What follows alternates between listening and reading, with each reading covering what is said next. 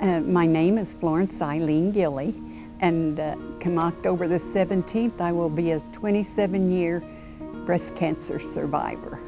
Well, after diagnosis, I figured this was the end of my life, but I come to realize that through a lot of support groups and organizations that you can fight this disease. On December 17, 2003, I was diagnosed with stage 2 breast cancer. I completed treatment in the middle of September 2004. On August 1st, 2011, I was diagnosed with having metastasis. The doctor initially told me that I have metastasis and people that have metastasis die. So I said to him, well, that's really interesting because as far as I know, we all die. Men need to be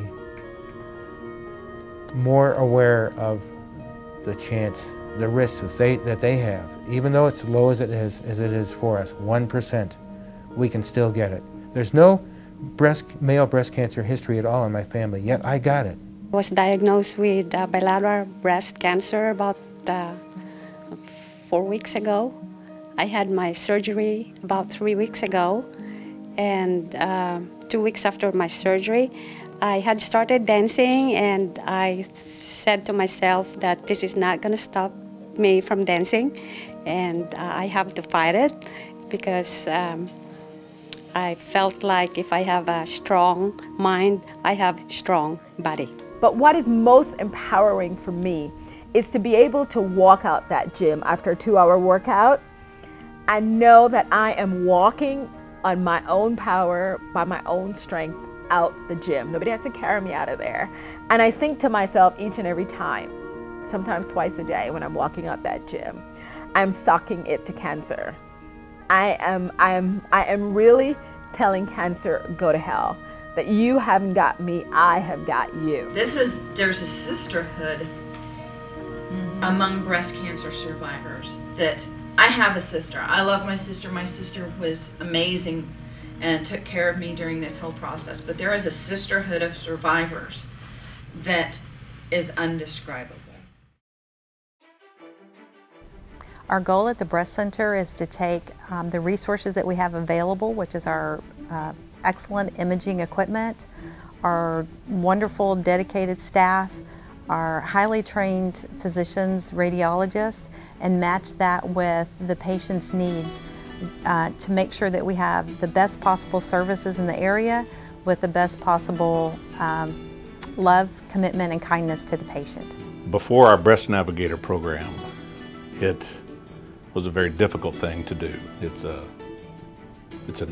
dark moment for her to hear that news. And before we had the navigators, it's a very empty feeling on my end of the phone because I would deliver the news and encourage her that we have found it early and that survival statistics are very good, but that I felt like we had nothing else to do at that point.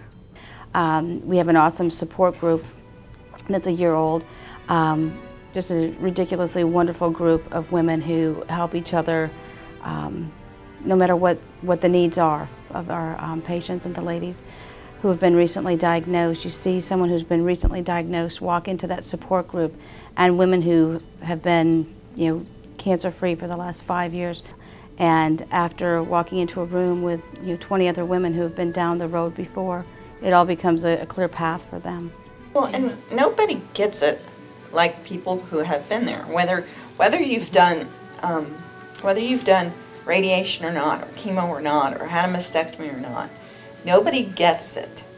I mean, I remember when Bobby's first meeting, I looked at her and I recognized the look on her face was what I thought I had the look on my face when I found out.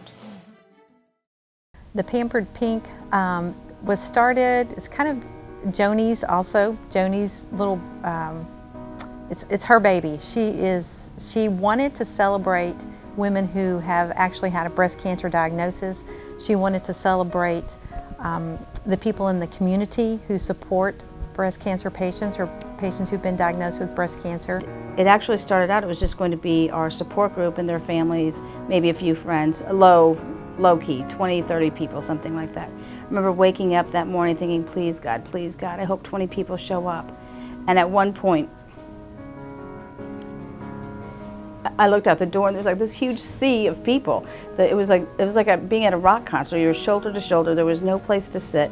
It was awesome. And you know how we pulled that off, I'm not exactly sure, but that kind of was the key to me. Like, you know, these women deserve this, and obviously, you know, everybody rallied for the cause. You know, when you're going through it and you're losing your hair and you're losing your eyelashes and you're just feeling like a different person, having somebody fix you up and teach you how to look pretty, you know, when you're not feeling pretty, sometimes you just need that. I'm very excited because I've never been asked to model, and I always thought I was kind of cute anyway. I'm just kidding.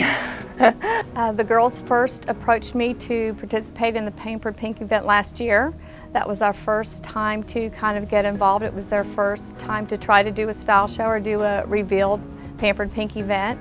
We had expected maybe 25 or 50 people at the most. We had over 200 people that showed up that night. We were thrilled. And to be able to come in here and have these lovely ladies let us dress up in their clothes and feel good, I'm trying not to cry. It's just a great feeling. Is a means with which to provide awareness, breast cancer awareness. My role in it, I'm going to be a model. I'll be active in it myself, modeling some clothing.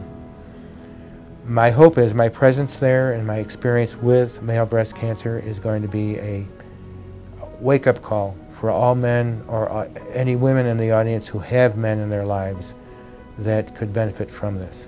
It's a blessing to me if I could just be help one lady to give her any encouragement. That makes my day. They've got to fight. You can't give up. You just can't let somebody walk all over you and put you down, making you think that, oh well, this is the big C and they can make it through this. Too many women have, and thank God they do. And just look to the good side of things. You will have positive results. If it does happen to you, don't ever give up. You're beautiful with a bald head. There is life after cancer. Don't ever give up hope. Come out strong.